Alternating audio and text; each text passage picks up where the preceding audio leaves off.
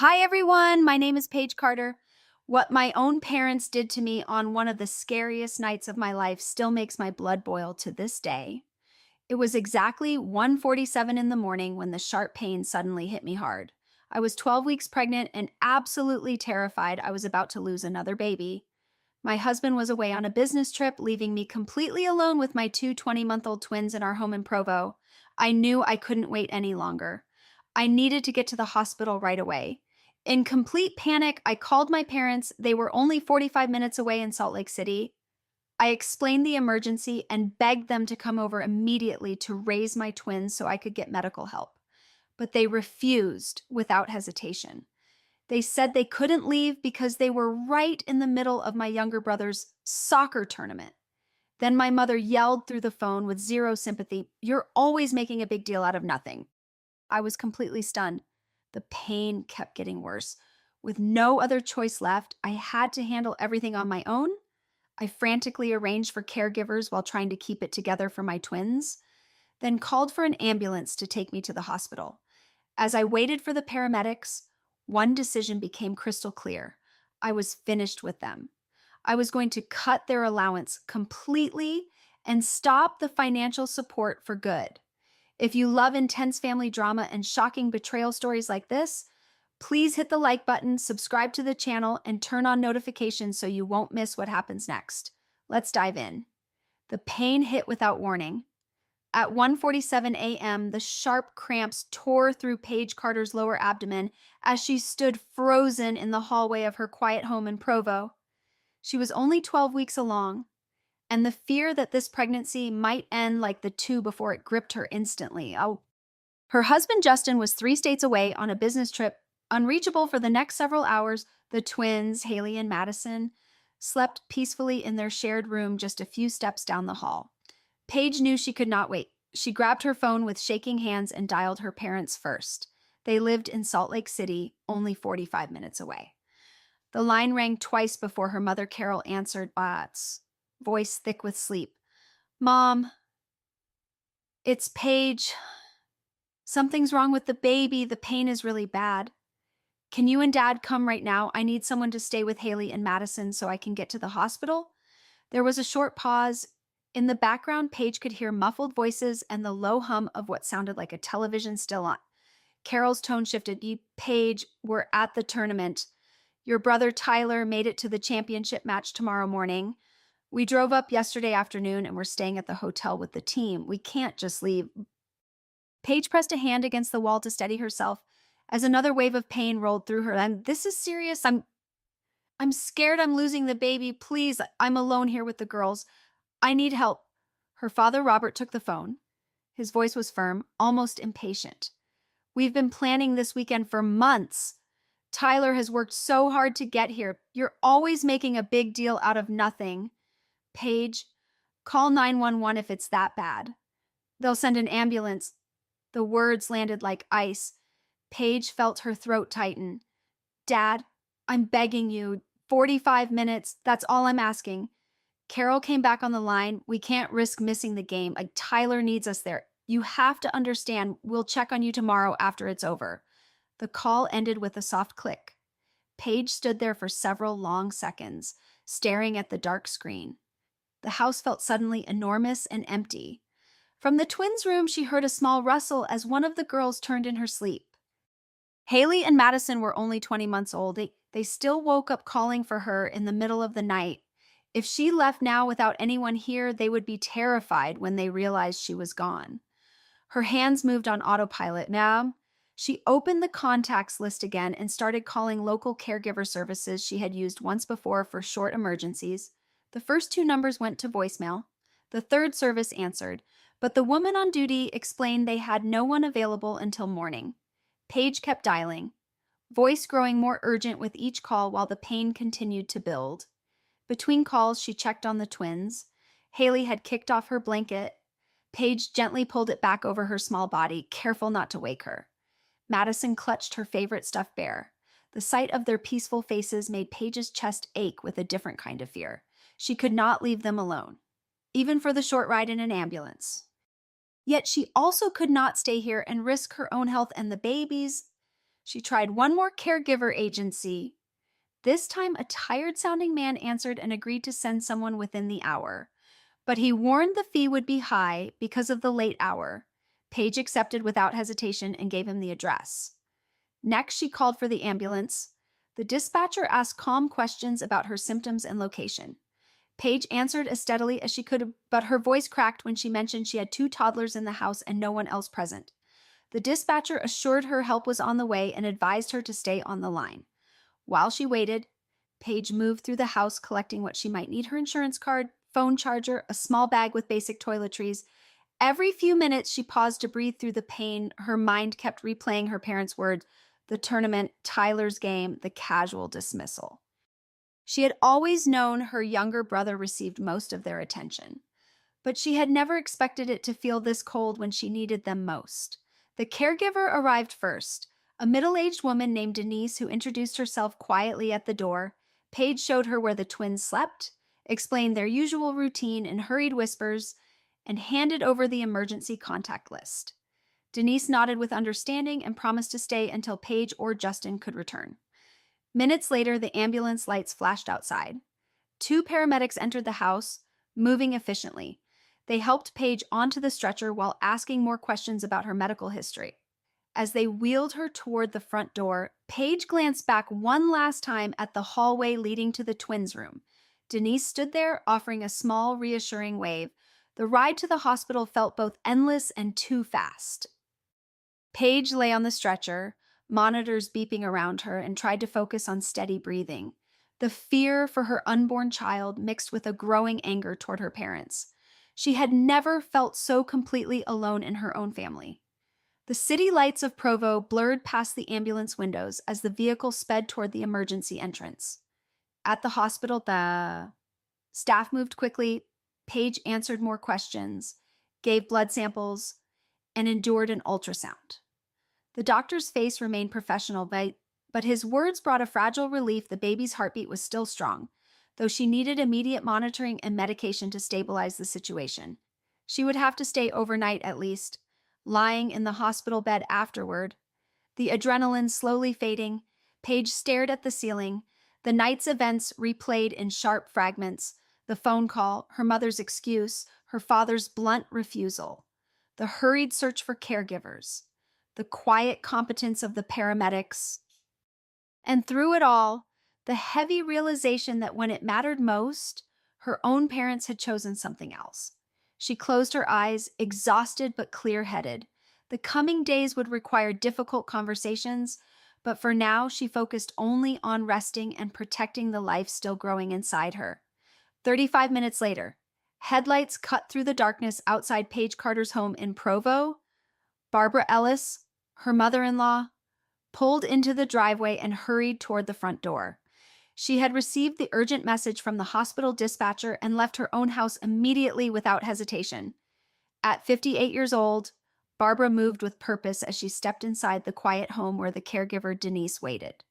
Barbara introduced herself briefly and thanked Denise for staying with the twins. The 2 women spoke in low voices so as not to wake Haley and Madison. Denise gave a quick update on the girls' condition, both still sleeping soundly, and handed over the emergency contact list before leaving. Barbara locked the door behind her and took a moment to breathe. The responsibility of caring for 2 toddlers in the middle of the night felt heavy, but she focused on what needed to be done. She walked softly down the hallway to the twins' room. Haley and Madison lay in their cribs, small chests rising and falling in steady rhythm. Barbara adjusted the blankets with gentle hands, making sure both girls remained comfortable. She had raised her own children years ago and remembered how easily little ones could sense tension even while asleep. Tonight, she wanted them to feel safe. Barbara settled into the rocking chair in the corner of the room, keeping watch. Every few minutes, she checked her phone for any update from the hospital about Paige. The minutes stretched on as she sat in the dim glow of the nightlight. She thought about how Paige had always tried to handle things on her own, but this situation was different. No one should face such fear alone. Back at the hospital, Paige lay in the monitored room, wires connected to machines that tracked her vital signs and the baby's heartbeat. The medication the doctor had given her was beginning to ease the worst of the discomfort, but worry still filled her mind. She stared at the ceiling or mice, replaying the events of the night in silence. The ambulance ride had been a blur of lights and voices. Now, in the quiet of the hospital, the isolation felt even sharper. A nurse came in to check on her, offering a kind smile and adjusting the IV line. Paige asked about the baby again, and the nurse reassured her that the heartbeat remained stable for now. Still, the doctor wanted her to stay under observation for several more hours. Paige thanked the nurse and closed her eyes, trying to rest, but sleep would not come easily. Meanwhile, back in Provo, Barbara heard a small whimper from one of the cribs. Madison had stirred and was starting to fuss. Barbara rose quickly and lifted the little girl into her arms, rocking her gently while whispering soft, comforting words. Madison quieted after a few minutes, her head resting against Barbara's shoulder. Haley remained asleep, unaware of the change in caregiver. Barbara continued to hold Madison, pacing slowly around the room. She had always been close to Paige and Justin, but tonight felt like a test of that bond. She thought about her own experiences as a young mother and how much support she had needed during difficult times. The fact that Paige's parents had not come made Barbara's resolve stronger. She would stay as long as necessary. Hours passed. Barbara managed to get both twins back to sleep after a brief diaper change and a small bottle for Madison. She cleaned up the kitchen counter where Paige had left some items in haste and made sure the house remained secure. Every so often, she sent a short text to Justin to keep him updated, knowing he would be frantic once he saw the messages in the morning. At the hospital, Paige received another check from the doctor. The news was cautiously positive. The immediate crisis seemed under control, but she would need rest and follow-up care. The doctor explained the importance of reducing stress in the coming days. Paige nodded, her thoughts drifting to her twins at home and the woman who had stepped in to help without question. As dawn began to lighten the sky outside the hospital window, Paige felt a wave of gratitude mixed with exhaustion. Barbara's quick response stood in stark contrast to the earlier refusal she had faced. The older woman had driven through the night to be there for the children when no one else would have. Barbara remained at the house until the early morning light filtered through the curtains. She prepared a simple breakfast for when the twins woke, keeping everything quiet and routine. Haley was the first to stir, looking around with wide eyes before spotting the familiar face of her grandmother.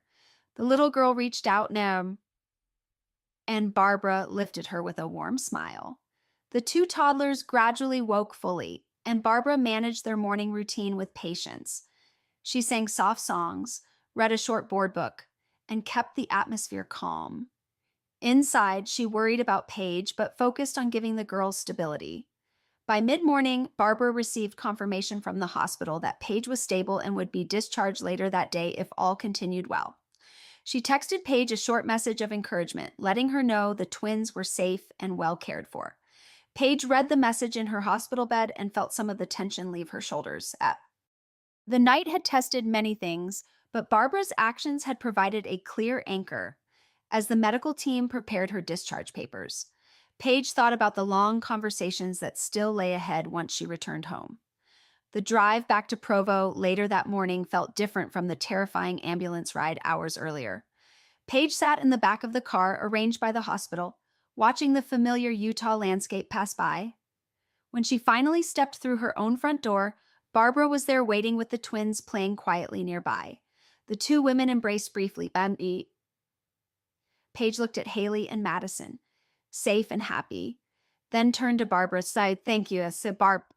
"You came when I needed someone most." Barbara simply nodded, her expression steady. That's what family does. The morning continued with quiet conversations about what had happened during the night. Paige rested on the couch while Barbara helped with the girls.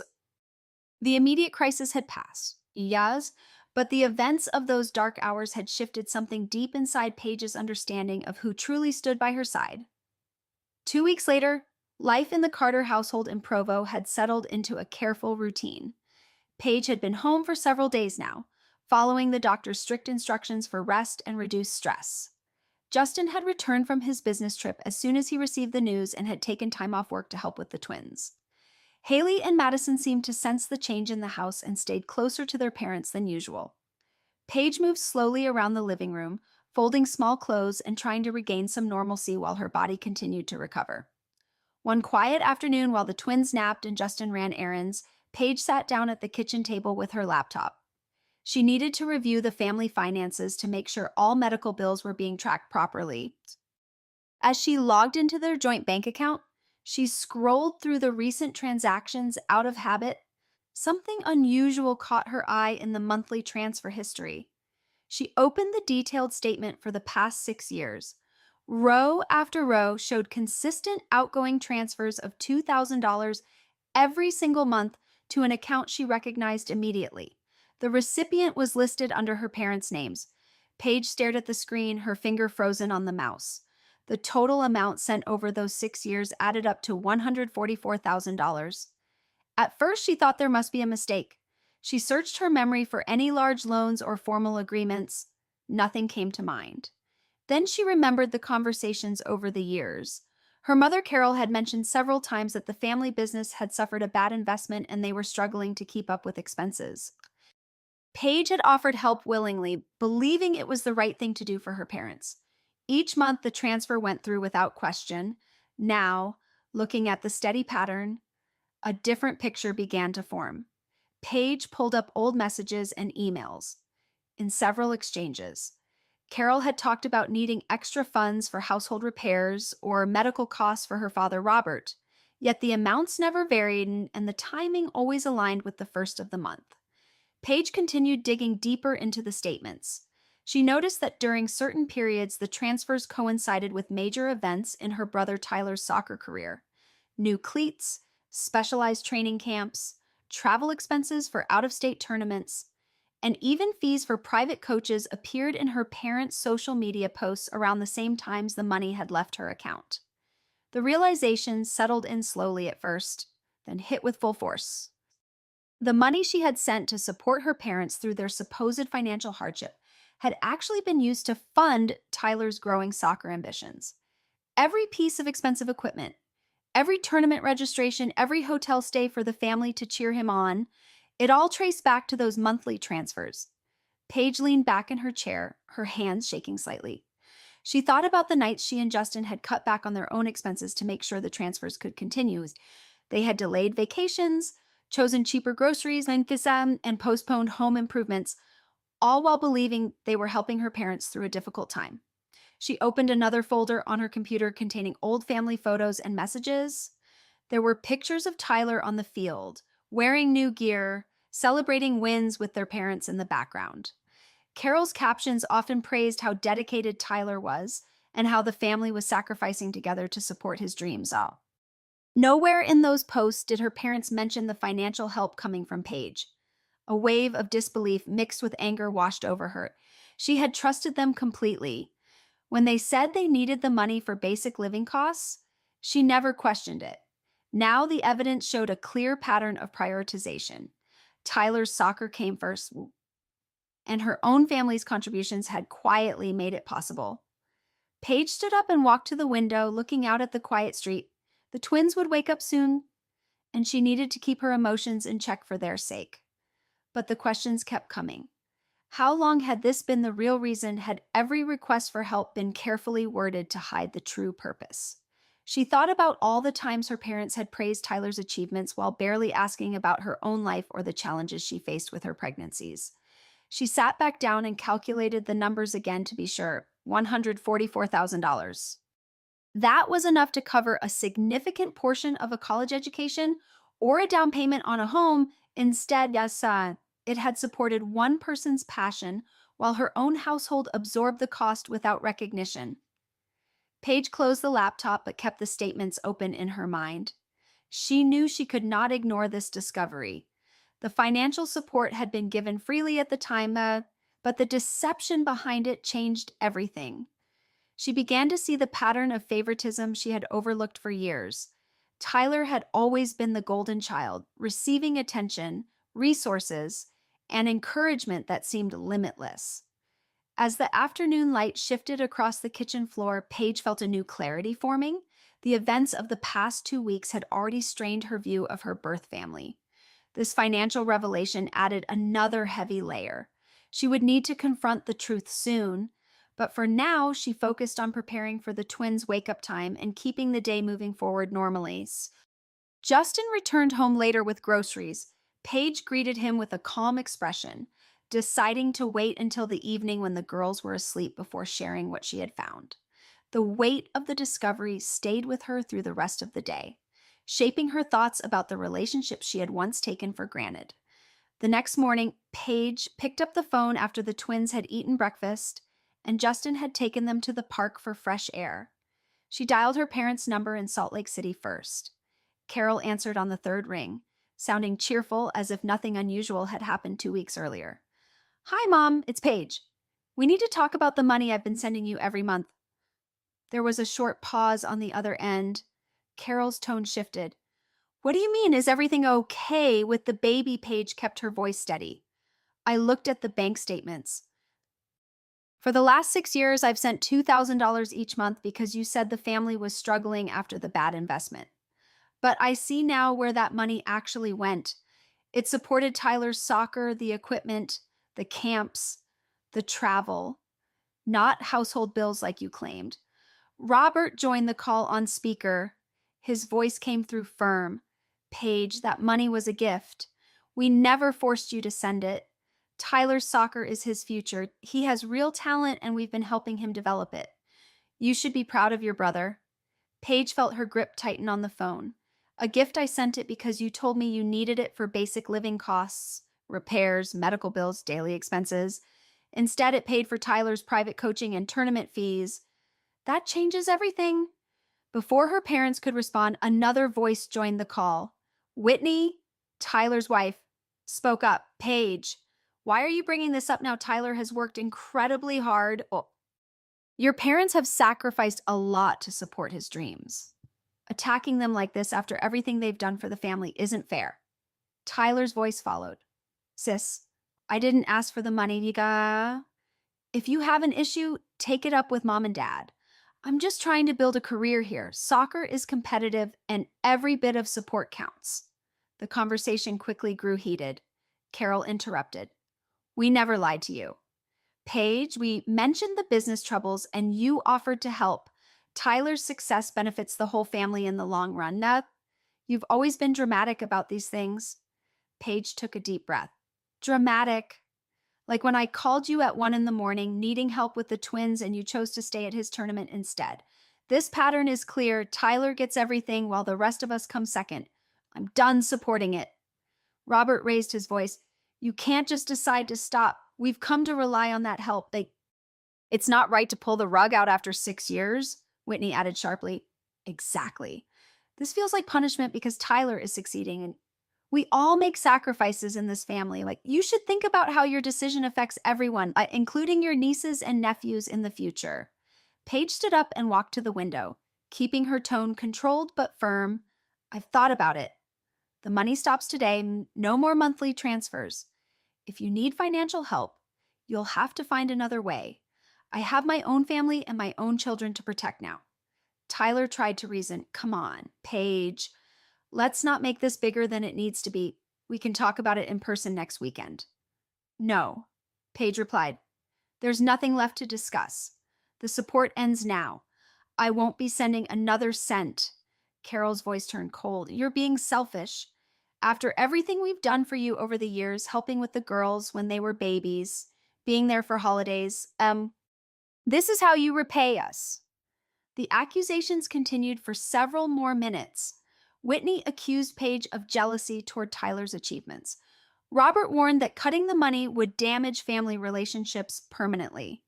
Tyler stayed mostly quiet but defended his parents' choices. Paige listened to each point without raising her voice further. She had expected resistance, but the intensity still surprised her.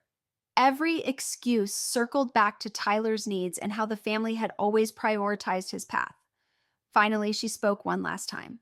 "I've made my decision. The allowance is cut. Please don't call me asking for more. I need to focus on my recovery and my children." She ended the call amid overlapping protests from the other end. The silence that followed felt heavy in the empty house. Paige set the phone down and stood still for a moment, processing the exchange. The drama had escalated faster than she anticipated. with Whitney's involvement adding another layer of tension. Later that afternoon, when Justin returned with the twins, Paige shared a shortened version of the conversation. He listened quietly, offering support but letting her lead the discussion. The girls played nearby, unaware of the conflict that had just unfolded. Paige knew the coming weeks would bring more fallout. Her parents and Tyler's wife would not accept the change quietly. Yet standing firm felt necessary after years of unspoken imbalance. The rest of the day passed with normal family activities, meals, playtime, and bedtime routines. Paige participated fully but her mind kept returning to the phone call and the clear lines that had now been drawn. 2 months later, a thick envelope arrived in the mail at the Carter home in Provo. Paige opened it at the kitchen table while the twins played nearby. Inside were official court documents. Her parents, Robert and Carol, were suing her for breach of an oral agreement and emotional distress. The complaint claimed she had promised ongoing monthly financial support and that suddenly stopping it caused them significant hardship and mental suffering. The amount they sought included repayment of past expectations plus damages. She read the pages carefully, her stomach tightening with each line. The lawsuit listed specific dates and amounts, arguing the transfers had created a binding expectation. Attached were statements from several family members supporting their position. Later that evening, Justin reviewed the papers with her. They both recognized the seriousness. Paige decided she needed professional help and contacted an attorney the next day. Jennifer Chen, a family law specialist with a strong reputation in Utah, agreed to take the case after an initial consultation. In the first meeting at Jennifer's office, Paige explained the full background. Jennifer listened closely and noted key points. She explained that oral agreements for gifts are difficult to enforce in court, especially without written evidence. However, the emotional distress claim added complexity. Jennifer advised gathering all bank records, messages, and any proof showing the transfers were voluntary gifts rather than a formal contract. Preparation began immediately. Paige spent hours organizing documents and recalling conversations. Jennifer's team requested discovery from the other side, seeking details about how the money had actually been used. Weeks of back and forth followed. Paige received notice that Whitney would serve as a witness for her parents. Whitney's statement claimed Paige had always supported Tyler's career willingly and that the sudden cutoff was punitive and caused family division. Tyler also provided a supporting affidavit, though it was shorter. The tension built as the court date approached. Paige attended mediation sessions where both sides presented their positions. Her parents attended in person, accompanied by Whitney. The mediator encouraged settlement, but Paige refused to resume any payments. Robert and Carol expressed disappointment and repeated their belief that families should help one another unconditionally. Jennifer prepared Paige thoroughly for the possibility of trial. They practiced answering questions about the transfers and the reasons for stopping them. Paige emphasized that the support had been based on false representations of financial need. Jennifer warned that court proceedings could become emotional, especially with family members testifying. As the trial date drew closer, Paige felt the weight of the situation.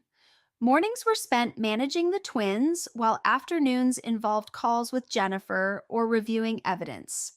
Justin provided steady support, handling more household duties so Paige could focus. One afternoon, Paige received an updated filing from the opposing side. It included additional statements highlighting Tyler's soccer achievements and suggesting the family had sacrificed collectively. The documents painted Paige as someone who had benefited from family support in the past and was now withholding help. Jennifer countered strongly, filing motions to limit certain testimony and emphasizing the voluntary nature of the gifts. She also prepared to question Whitney about her own knowledge of the family finances. The days leading up to the hearing were filled with last-minute preparations. Paige reviewed her notes repeatedly, ensuring her account remained consistent and factual. She avoided direct contact with her parents, communicating only through the attorneys.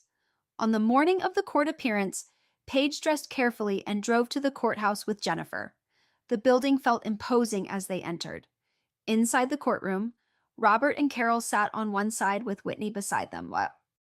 Tyler was not present due to a scheduled soccer commitment. The judge called the case to order, Opening statements began. The attorney for her parents argued that a pattern of consistent payments had created a reasonable expectation of continued support. They described the emotional impact of the cutoff on the family. Jennifer responded by stressing that gifts, even repeated ones, do not automatically become contracts. She presented bank records showing the transfers came from Paige and Justin's joint account without any written agreement. She also planned to demonstrate through cross-examination how the funds aligned with Tyler's soccer expenses rather than general family needs. Witness testimony followed. Whitney took the stand first. She described family gatherings and claimed Paige had expressed pride in Tyler's progress.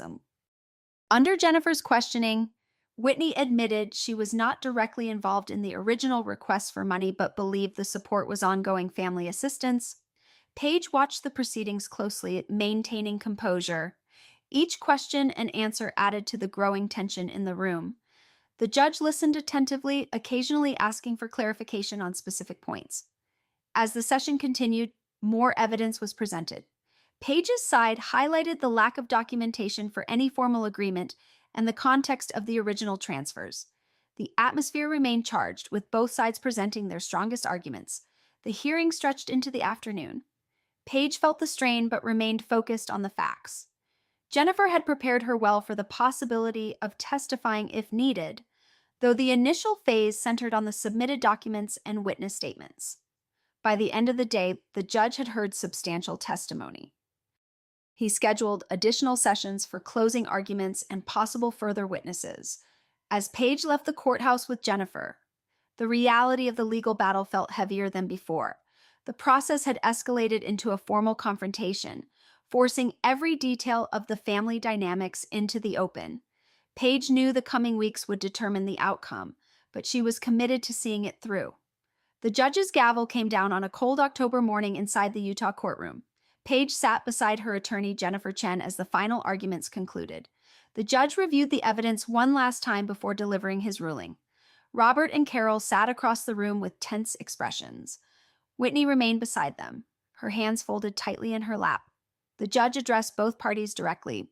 He stated that the monthly transfers had been voluntary gifts rather than a binding contract. No written agreement existed to support the claim of an oral promise that created ongoing obligation. The court found insufficient evidence to enforce continued payments or award damages for emotional distress. Paige felt a wave of relief as the words sank in. The judge ruled in her favor on all counts. Her parents' lawsuit was dismissed. Additionally, they were ordered to cover $5,000 in Paige's legal fees. The decision emphasized that family support, even when repeated, does not automatically become a legal duty without clear documentation. Robert's face showed clear disappointment. Carol shook her head slowly, whispering something to Whitney Suss.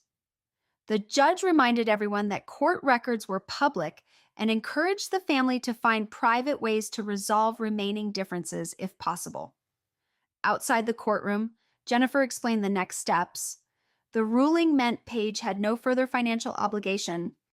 The $5,000 would be collected through standard legal channels if her parents did not pay promptly. Paige thanked Jennifer for her thorough preparation throughout the process. Later that week, news of the court outcome spread quietly within their small social circle in Provo and Salt Lake City. Some mutual friends expressed surprise at the public nature of the dispute. Robert and Carol's reputation within the local community took a noticeable hit. Several people who had known them for years began to distance themselves after learning the details of the case. Tyler made his choice shortly after the verdict. He sat down with Whitney and told her he could no longer maintain close contact with his parents if it meant staying entangled in the ongoing conflict. Whitney supported his decision. Tyler sent a brief message to Robert and Carol explaining that he needed space to focus on his marriage and his own career. He blocked further communication for the time being. Paige learned about Tyler's decision through a short call from Whitney. The conversation remained civil but distant. Whitney admitted the lawsuit had created divisions that might take years to heal, if ever. Paige listened without offering reconciliation. She had already accepted that some relationships could not be repaired. The financial consequences settled in quickly for Robert and Carol. Without the monthly support they had come to expect, they faced difficult adjustments. They sold some personal items and considered downsizing their living situation. The loss of $5,000 in legal fees added immediate pressure. Their attempts to appeal the ruling were denied, closing that avenue. Paige focused on rebuilding stability at home. She and Justin reviewed their budget carefully, redirecting the funds that had previously gone elsewhere toward their children's future needs. Haley and Madison continued their normal routines, unaffected by the legal battle that had consumed recent months. Community gossip faded over time, but the impact on the Hayes family name lingered. Robert and Carol became more withdrawn in social settings. Some longtime acquaintances mentioned the case in passing, creating awkward moments. The public record served as a permanent reminder of the dispute. Tyler threw himself deeper into his soccer commitments while strengthening his bond with Whitney. They began planning for their own future independent of his parents' expectations. The distance he created brought him a sense of clarity he had not felt in years. Paige avoided direct contact with her birth family after the trial. She changed her phone number for added privacy and instructed Justin to handle any unexpected inquiries. The experience had clarified her boundaries in ways she had never anticipated. As winter approached in Utah, Paige reflected on the practical outcomes of the ruling. The court had validated her right to stop the payments. The financial independence she regained allowed more flexibility for her own household. The emotional cost had been high, but the resolution brought a measure of closure. Jennifer Chen followed up with final paperwork and confirmed that all obligations from the case were complete. Paige expressed genuine appreciation for the attorney's guidance through the complicated process. Life in Provo gradually returned to a new normal. The twins grew more energetic with each passing week. Justin resumed his regular work schedule with greater peace of mind. Paige scheduled regular checkups to monitor her health after the earlier pregnancy concerns. The lawsuit's aftermath reinforced important lessons about trust and expectations within families. Paige felt stronger in her role as a mother and wife. She had protected her immediate family from further strain while accepting the permanent changes in her extended relationships. The cold October ruling marked the end of one chapter and the beginning of another defined by clearer boundaries and self-reliance. 6 months later, Paige held her newborn son in her arms at the hospital in Provo. Ethan arrived healthy and strong after a smooth delivery. Justin stood beside the bed, his face filled with quiet joy as he looked at his wife and their new baby boy. Haley and Madison had met their little brother earlier that morning, their eyes wide with curiosity and excitement. The room felt warm and peaceful, a stark contrast to the difficult months that had come before. Barbara Ellis arrived shortly after the birth. She entered the room carrying a small gift bag and approached the bed with a gentle smile. Paige looked up at her mother-in-law and felt an immediate sense of comfort. Barbara had been a steady presence throughout the pregnancy, offering practical help without ever asking for anything in return. Paige adjusted Ethan in her arms and spoke softly. "Barb, thank you for being here, for everything." Barbara reached out to touch the baby's tiny hand. "This is where I want to be. You've built a beautiful family. Paige, I'm proud to be part of it." The two women shared a quiet moment while Justin took photos of the twins meeting their brother. Barbara helped arrange the flowers that had arrived from friends and made sure Paige had water and snacks within reach. Her actions were simple but consistent, the kind of support that had defined her role from the beginning. As the afternoon passed, Paige reflected on the journey that had led to this day. She thought about how her definition of family had changed. Blood relations had once seemed unbreakable, but recent events had shown her that true family revealed itself through presence and reliability. Barbara had shown up when it mattered most, and that choice carried more weight than any shared last name. Later that evening, after the twins had gone home with Justin for the night, Paige and Barbara sat together in the quiet hospital room. Ethan slept soundly in the bassinet beside the bed. Paige spoke about the future she envisioned for her children. She wanted them to grow up understanding that family meant showing up, not just sharing DNA. Barbara nodded in agreement. "I've learned the same lesson over the years. Some connections strengthen through actions while others fade when tested. You've made the right choices for yourself and your kids." Paige felt no regret about the complete separation from her birth family. There had been no attempts at reconciliation after the court ruling Isaias, and she had not reached out either. The boundaries she had set remained firm. Robert and Carol stayed distant in Salt Lake City. Tyler and Whitney focused on their own lives, maintaining the space they had chosen. Paige accepted this outcome as final.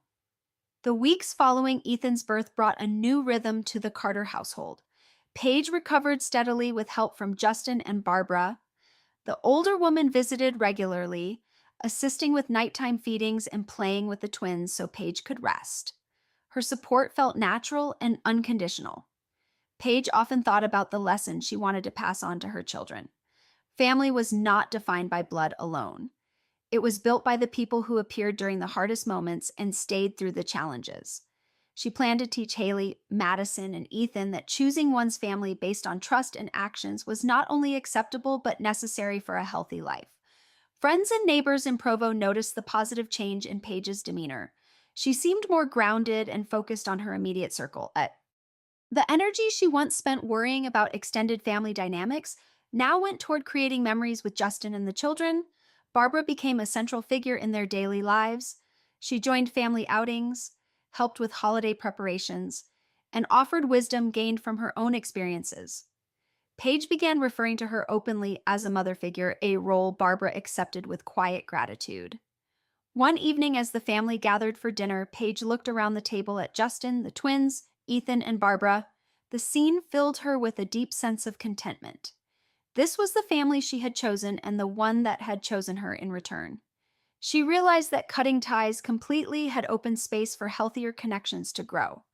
There were no lingering arguments or expectations from the past, only the present moment and the future they were building together. As Ethan grew and reached new milestones, Paige documented the small joys of parenthood. She felt grateful for the strength she had found during the difficult period. The experience had reshaped her priorities and strengthened her resolve to protect her children from similar patterns of imbalance. Barbara continued to be a source of steady support.